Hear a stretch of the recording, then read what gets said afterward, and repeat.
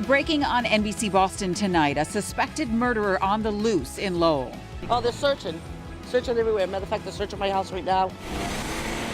We're live with multiple crews on the scene while residents remain locked in their homes and police frantically search the area. Plus, an NBC News exclusive.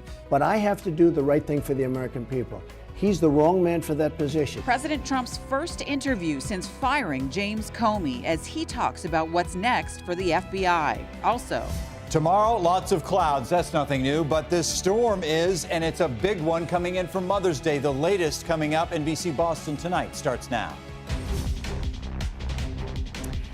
And thank you for joining us, everyone. I'm Shannon Malaire. And I'm Phil Lipoff. Welcome to NBC Boston Tonight. We want to get you right to that breaking news. It's been more than 7 hours now since the last confirmed sighting of a murder suspect in Lowell. At the bottom of your screen, you're going to see a continuous update from the Lowell Police Department's Twitter account that includes a photo and a description of the man considered armed and dangerous. Tonight, we are bringing you live team coverage on the ground and from above as police go door to door. Let's begin with Catherine Sotnick. Kat? And Phil, this is a very violent man wanted for murder early this morning here in Lowell. Tonight, we can tell you the ground search has just ended here in the Highlands area. The shelter in place has also been lifted, but the suspect is still on the loose. A massive manhunt in the Highlands area of Lowell for an armed murderer. Mass State Police, SWAT teams, and local police going door to door for hours looking for this man. 51-year-old Ross Elliott of Lowell, accused of shooting a woman in the head and killing her on Stevens Street around 7:30 Thursday morning. Remain in your house. Do not open the door to someone that you are not expecting. The manhunt intensifying after Elliott was sighted around 4:30 in the evening by a firefighter. During that sighting, the resident was confronted. Mr. Elliott produced a handgun, pointed it at the resident, and then fled on foot. The details of the homicide, horrific. NBC Boston has learned the victim was a mother. She was murdered in the common area of the apartment building while her daughter and another family member were home. Police say the two had a domestic relationship at some point. Now officials say Elliott could be anywhere. There's no indication he's getting help at this point, but we're not sure if there are other people that he knows in the area. And there will be extra police patrols in this area tonight. And police say if you see this guy at all, do not approach him. Call 911 immediately. Live in Lowell tonight, I'm Catherine Sotnick, NBC Boston. All right, Kat, thanks. And NBC Boston's Michael Rosenfield is also live in the middle of the search tonight. And Michael, residents have been told earlier to stay inside their homes, and you talked with a few of them. What are they saying tonight? Well, Shannon, residents just want this guy to be captured at this point. Nobody knows where he is, if he's still in town and hiding or if he's long gone.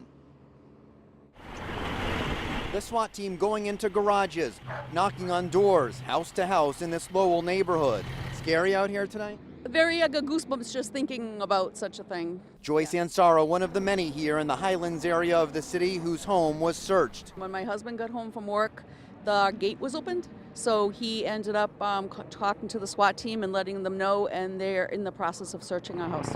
It's been a chaotic day here with streets blocked off and armed officers roaming the neighborhood. I saw the police at the Jewish synagogue over there trying to look through the synagogue and stuff to see if they saw him over there. Many of those who were arriving home weren't allowed to get too close. The SWAT team asking residents if they'd seen anything suspicious or if anything seemed to be out of place. Oh, they're searching everywhere. Matter of fact, they're searching my house right now. Residents told to shelter in place and not to answer their doors to strangers. It's scary, especially because I have a child, and I heard that this was a female victim, so as a female, obviously, it's scary, but, you know, you just work with each other, help each other out, and, you know, just do the best that you can to provide help for one another. So even though the active ground search in this neighborhood has now come to an end for the night, Lowell police have stepped up patrols here and they are still responding to tips and leads. Live in Lowell tonight, Michael Rosenfield, NBC Boston. All right, Michael, thank you. And of course, we will stay on top of this story, bring you live pictures on the search throughout the newscast tonight. You can also go to NBCBoston.com for any breaking updates. Click the banner at the top of the home screen. Now we want to get a quick check of your early warning weather forecast with meteorologist Pete Bouchard. Pete, you're getting a better idea of exactly when all this rain is going to start this weekend. Shannon, it looks like it's in the afternoon on Saturday into Sunday morning. And the storm track is farther offshore. That bodes well in terms of strong wind offshore and also heavy rain offshore. Here it is, the storm in all its glory. Lots of heavy weather around Memphis, tornado warnings, severe thunderstorms. That comes to us as our rain over the weekend. In the meantime, back to this lovely weather. We did have a few windows of sunshine today. Tomorrow morning, we'll start off with showers. I know that because I see them coming down through Portland. They're light and they're spotty, and it's first thing in the morning, too. We have some moonlight out there. The clouds will come back to us, though, and our temperatures will hold in the lower 50s. Highs in the 50s tomorrow, nothing new there. Possibly the same for Saturday. Tracking the storm and the rainfall amounts in just a minute. All right, Pete, we'll see you then. Thank you. Rentham police want some help finding a man who appeared to be taking pictures of kids at a bus stop. Resident reported the man acting suspiciously near Heather Lane off West Street. The car involved is an older model tan sedan driven by a man in his 40s or 50s with dark hair and glasses. Call police if you know anything.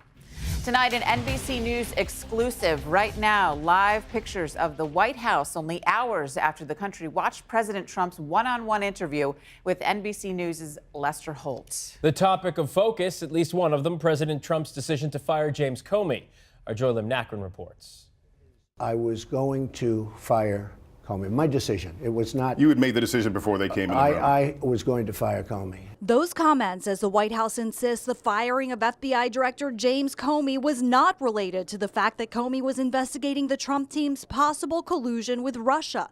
The president also telling Lester Holt he personally asked Comey if he was being investigated. I said, if it's possible, would you let me know, am I under investigation? He said, you are not under investigation. But he's given sworn testimony that there is an ongoing investigation into the Trump campaign and possible collusion with the Russian government. But also today, the acting FBI director, Andrew McCabe, said it is not standard practice for the FBI to inform someone if they are not being investigated.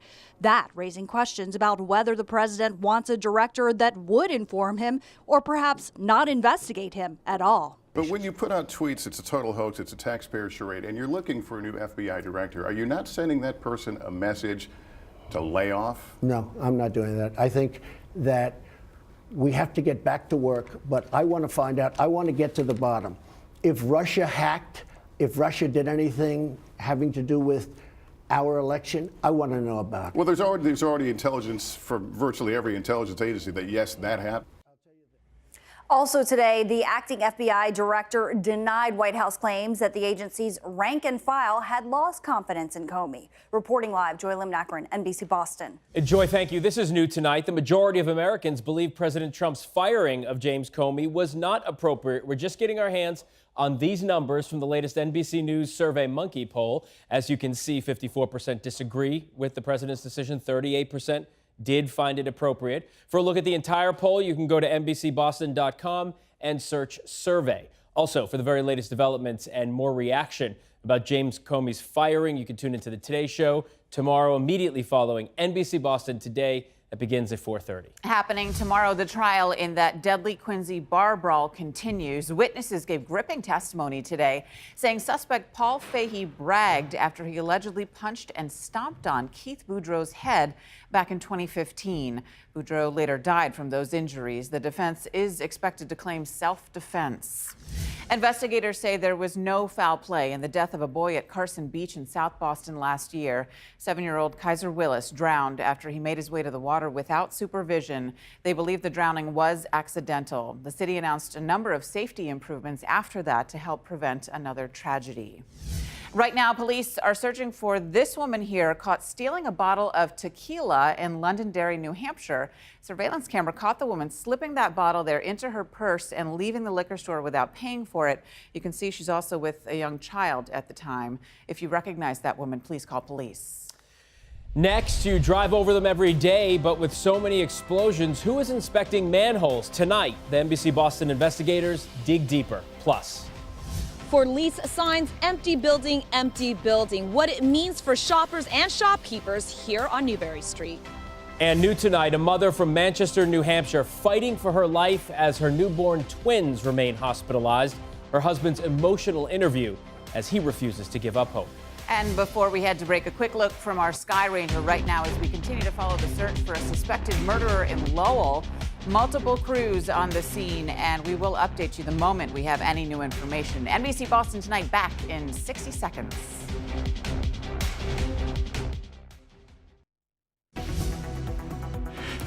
Welcome back, everyone. Tonight, the NBC Boston investigators are digging deeper into something you drive over every day, what one expert calls as powerful as a bomb. NBC Boston investigator Karen Hensel looking into the growing number of manhole explosions. With so many manhole explosions in Massachusetts in the last year, and at least 2 this year, the NBC Boston investigators started asking questions. Why does it keep happening, and who is overseeing it? Turns out, apparently no one. Boston's Government Center last month. A manhole cover exploding. It's as powerful as a bomb. People can be killed. Doug Sheff is a Boston attorney. That should be a warning sign. Don't wait until one of these manhole covers decapitates somebody. Eric Brack of Holliston was one of those close calls. My shoulder was fractured, my jaws were fractured, I lost teeth. Just 18 back in 2004, he nearly died as he and his dad drove along Route 135 in Natick. Just driving along, and then there was an explosion, and the truck was filled with flames. A 185-pound manhole cover crashing through the windshield of his Tahoe. The track star's running career over as he underwent a dozen surgeries. In most Massachusetts cities, the wiring is buried under the street. But why the explosions? After the winter salting of our roads, when it rains, it can carry those corrosive salts down into areas below these manhole covers where the wires exist and run and erode the insulation around those wires. The wiring catches fire, creating a flammable toxic gas building pressure in the manhole. The next spark ignites the gas, sending manhole covers flying. Through a public records request to the Department of Public Utilities, the NBC Boston investigators learned utilities have reported 66 manhole explosions since 2010. The utility reporting the most? National Grid with 48. In reaction to injuries like Eric Brack, the state in 2005 commissioned this report. It recommended utilities start a regular 5-year inspection schedule and replace aging wires and connections. The penalty for not conducting inspections? DPU says there isn't one. Utility companies don't even have to submit the inspection details, just quarterly reports. Eversource says it inspected all manholes over 10 years. National Grid inspected manholes 6 years ago, but wouldn't say if they've been inspected since. Meanwhile, Brockton has been rocked repeatedly by explosions.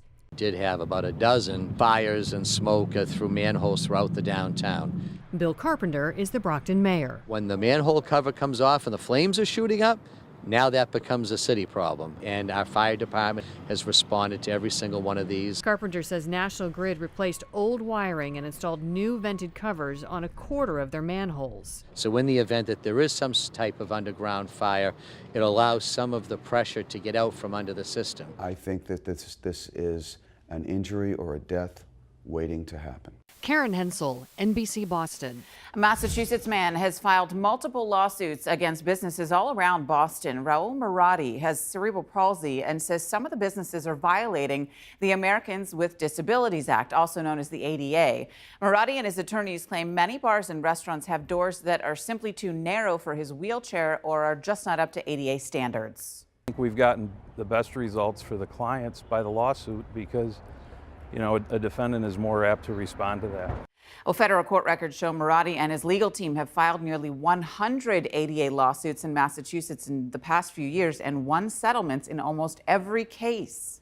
All right, a quick look at Instagram will back this next story up. Newbury Street is one of the most photographed places in Boston, but if you look past the filters, you start to notice not every shop is open for business. NBC Boston's Susan Tran joins us from the Back Bay tonight with more on that. Susan? Phil, as you're strolling down Newbury Street, you'll be sure to see signs like this, for lease. Then there's an empty building, another empty building. Across the street, 4 more just on this block. And some say some of these buildings have been empty for years. Brittany Bang visits her old storefront with much nostalgia. You had these big paw prints right here. that said Audrey's Pet Supply up there. In 2013, she says she was forced to close her Newberry Street pet shop because the new landlord was jacking up the rent. 133% increase. I looked at them a couple times. They said, I sell dog food, not diamonds. For 4 years, it sat empty, and a stroll down Boston's famed luxury destination, and you'll see that what many of these buildings are selling are empty spaces. It's the first time ever that I've seen, like, literally in every block there's a for lease sign. The Back Bay Business Association says there are roughly 30 empty storefronts between Arlington and Mass Ave, mainly because retail in general is struggling with so many shopping online. Add to that the high rents and you get the 10% vacancy. But she says this transitional phase will lead to more international brands set to call Newberry Street home. Wow. For Brittany, she sees a place that's changed building owners twice since her shop, but still sits empty. I walk by it every day and it breaks my heart. Now, there are initiatives to bring more people down here to Newberry Street. There's Open Boston, which means that they're going to close the street to car traffic so more people could be out here strolling along. For now, we are live on Newberry Street in Boston. Susan Tran, NBC Boston. All right, Susan, thank you. Still to come, the big name coming to The Voice, who got her start on another singing show. Plus, Pete Bouchard tracking a Mother's Day washout in your early warning weather forecast. Also, she's the heart of the Ramsey family. She brightens everyone's day. But now Christopher Ramsey's wife, Marlena, needs a heart of her own. 26-year-old mother of 4 is on life support and needs a heart transplant after having... And a father's hope as his wife fights for her life. His emotional interview about the woman he loves and their 4 children when NBC Boston News returns.